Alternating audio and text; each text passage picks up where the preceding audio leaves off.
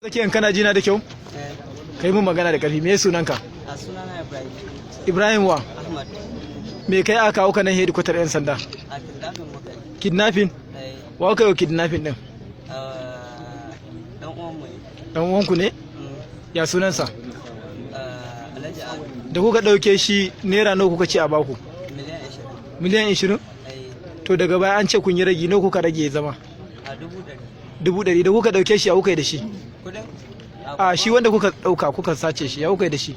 Da muka ɗauke shi na ɗauko yaron daga makaranta na basu shi suka tafi da shi da daidai ta sauko. Suke ce min ni yanzu ba zan shiga gidan ba. Ina jin ka. Ba zan fita da ba zan rinka shiga cikin gidan ba. Dan yaron gai ya ganni. In ya ganni ya sani. To yanzu tsaya ya aka aka kama ku? Ya aka aka kama ku? Wurin karɓar kuɗin?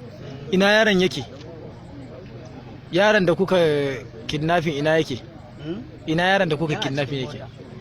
Ina yake? Ya kuka yi da shi yanzu? Kwaya suka saka masa cikin lemu ya sha. Suka sa salatif suka rufe masa bakinsa. Da ya sha me ya same shi? A sun ce min da suka je suka dawo suka ga ko motsi ba yayi. Shi yasa kawai suka turbude shi. Ya ne ban gane suka turbude shi ba. Suka rufe shi. A me suka rufe shi? Can bayan kangon. Rami suka birne shi? Yanzu an tono shi?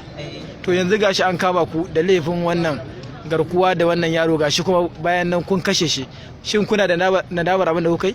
Sosai ma. To yanzu wani shawarwari zaka ba matasa irin ku wanda suke aikata irin wannan aika-aika?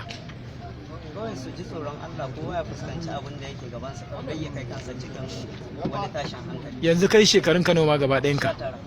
Waɗannan abokananka ne? Tare da su kuka aikata wannan aika-aika? To kai ka taɓa yi ne? Ban taɓa yi ba. To su kuma fa?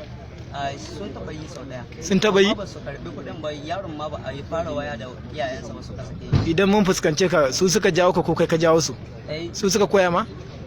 Gaskiya ni shi ya fara jana ya fara min magana gabaki ɗaya. To Allah ya kiyaye.